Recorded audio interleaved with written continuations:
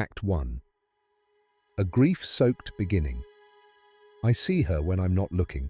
It started 2 months after the funeral. The first time I was brushing my teeth. A flicker of movement in the mirror behind me, too quick to catch. But my heart recognized her. The curve of her shoulder, the way her hair fell like dark water. I turned fast. Nothing, just the hallway, dim and quiet. I told myself it was grief, a reflex of a shattered heart. But then it happened again and again. Always in the corners, always just at the edge of my sight. We were married 10 years, not all of them good. I told everyone it was a car accident. Rain, the brakes, my hands on the wheel, there was a body. There was a funeral, a closed casket. I remember the smell of flowers, her sister crying, the priest's voice, all of it like a dream. But lately, the dream doesn't hold. Some nights I wake up gasping, certain I've forgotten something important. I'll be standing in the hallway or staring at the basement door, with no memory of how I got there. Other nights, it's stranger. I hear humming from the bathroom, a song she used to hum while brushing her hair. I open the door and the light is on, the mirror fogged, but the room is cold. I found her wedding ring in the sink. I keep it in my pocket now. I check it's still there a dozen times a day. I stopped sleeping. At first, from sorrow, then from dread. Sometimes I hear footsteps in the hallway at night, soft, like she's trying not to wake me, like she used to. 3 times now, I've heard someone whisper my name, once from the kitchen, once from beneath the bed, once directly behind me while I was standing in the yard. I've started avoiding mirrors. I leave the lights on, but still, she comes.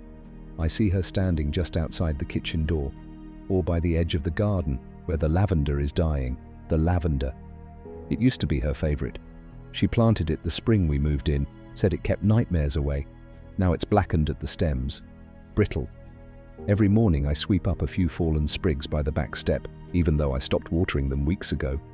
Last week, I caught a scent on the breeze, her perfume, faint but distinct. I followed it down the hall, certain she would be there. But all I found was an open closet door and the sound of something breathing inside. Slow. Wet. 2 nights ago, I found scratches on the inside of the bedroom door. Deep. Ragged. Like someone had tried to claw their way out. There's a crack in the hallway ceiling. It wasn't there before. It's shaped like a crooked smile. It grows longer each morning. Once, I heard the doorbell ring at 3:17 a.m. I stood at the window, heart pounding. No one there, just footprints in the frost, bare, small, facing the house. The lavender appears in strange places now, on my pillow, in my shoes, pressed between the pages of her old books that I swear I boxed away. When I look directly, there's nothing there, but I can feel her, like pressure in the air, like static crawling up the back of my neck. I keep thinking of something she said once, a joke. I don't remember the setup, but the punchline was, "You'd never see it coming, not if it wanted to stay hidden." Everyone tells me to rest, to eat, to try journaling. So here I am, writing it down, trying to trap it in words. Maybe if I name it, I can understand it. But I'm afraid of what comes next. Because today, for the first time, she turned her head, and I think she smiled. Act 2. Descent into the shadows. I've set up cameras now. 3 in the hallway, 2 in the kitchen, 1 in our bedroom, her bedroom. I study the footage at night, eyes burning from lack of sleep, heart clenched for a glimpse, a flicker, a whisper of motion in the margins. Last night something shifted. The kitchen camera picked up a blur, slow, not like motion blur, like distortion. The outline of a woman, but bent at angles I don't remember her body ever having. I paused it, zoomed in. The pixels turned to noise, but my brain filled in the shape, her shape.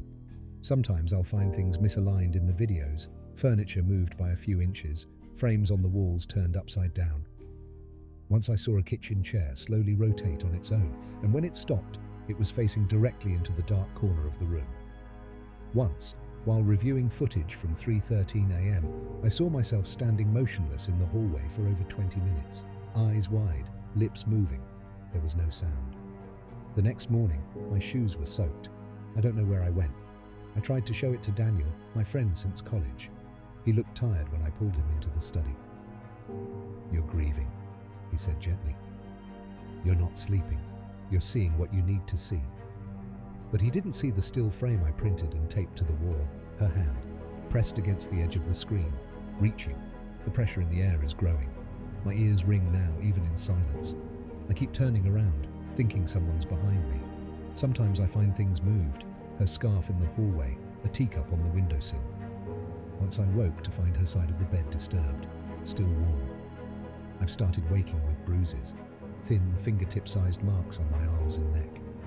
I took photos, but when I checked my phone later, the pictures were gone. The dreams are worse. I dream of her watching me, never speaking, just watching. But her face isn't right. It's too still. The mouth too wide. Eyes that don't blink. I once dreamt she was trying to crawl through a crack in the ceiling. Sometimes I hear knocking from inside the walls. Once I heard the shower turn on by itself. Steam filled the house. On the mirror, a handprint. Too large to be hers, too small to be mine. The lights in the house flicker now when I speak her name. Once, the bulbs all burst at once. My own reflection has started acting strangely. A delay, a twitch. I once saw it blink when I hadn't. I found an old box in the attic. I don't remember putting it there. Inside, her journal. And inside that, a line scribbled over and over. "You only see her when you deserve to." I don't remember her ever writing that, but it sounds like something she'd say. Soft and cutting. My memories are slipping. Some days I forget what her voice sounded like, but not today. Today I heard it. Just one word. Closer. When I turned, she was standing in the hallway, still in the corner, still just beyond reach. But this time she was facing me. Act 3. The truth he never saw.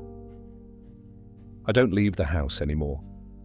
The windows are all covered, the mirrors are gone, smashed, buried, burned. But it doesn't help. She's still here. Every time I blink, she moves closer, never walking, just appearing, each time a little nearer. She's in the corners of the room, crouched in the baseboards, hovering in the doorway. Her eyes are hollow now, her mouth stretches too wide. She never stops watching. I started recording myself at night. Not the room, me. The footage shows something horrifying. I get up while I sleep. I talk to someone, I laugh, I cry. I hold nothing in my arms and rock it gently. Sometimes I scream. Once I watched myself kneel in front of the hallway wall, whispering her name, pressing my forehead against the plaster, weeping like a child. I woke once to find my fingernails torn and blood under them. Scratches covered my chest, my own or hers, I couldn't tell. In the bathroom mirror, my reflection stared back at me a second too long, blinked out of sync. The lavender is everywhere now. A trail of petals leads from my bed to the basement door each night. I've stopped following it. The journal, hers, or maybe mine, I found it again. This time a new page was filled in my handwriting. She comes for the forgotten, for the liar, for the one who erased her. I hear her everywhere now, in the floorboards, in the pipes, breathing under the bed, whispering in the cupboards. Once, I opened the refrigerator and saw condensation on every item, as though someone had been breathing slowly, methodically, inside it. The blackout episodes are longer. I've started locking the doors and hiding the keys from myself. They still end up in my hands. I found one beneath my pillow, wrapped in wet gauze. Last night, I heard her humming.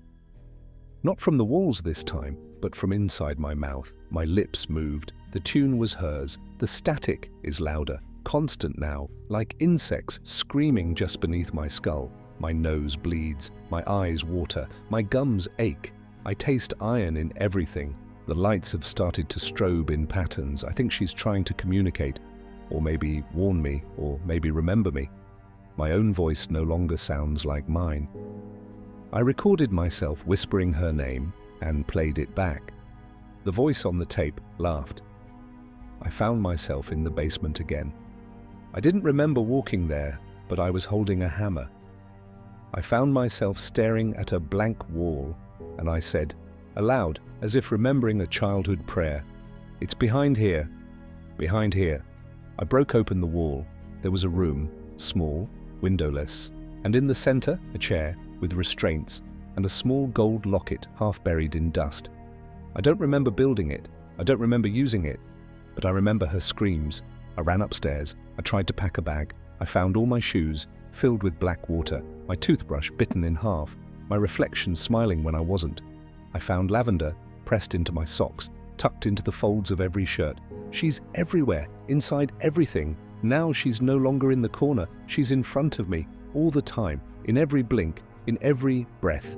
And when I close my eyes, she doesn't go away. She comes closer, and she never stops smiling. That night, I woke with dirt under my nails. A small bundle rested on my chest, wrapped in lavender-stained linen. Inside it, a second gold locket, identical to the first. But this one had a photo of me inside it, not as I am now, younger, smiling, eyes full of something I don't remember ever feeling. She didn't just want revenge, she wanted me to remember who I was and what I became. Epilogue. Static. Police body cam footage recovered from the house 2 weeks later shows no sign of a woman, only a man, malnourished, wild-eyed, repeating the same phrase. "She's in the corners. She's waiting." Officers noted the house was unnaturally cold, every room filled with a faint smell of lavender. They found 2 gold lockets, one in a child's music box on the kitchen table, the other clutched in the man's hand. Inside each locket, portraits of the same man, one clean-shaven, bright-eyed, the other bruised, gaunt, and unfamiliar. The video ends with the man staring directly into the lens, suddenly calm. "I'm not him," he whispers. "I just remember what he did." Behind him, for a single frame, a woman appears in the shadows, grinning, then static.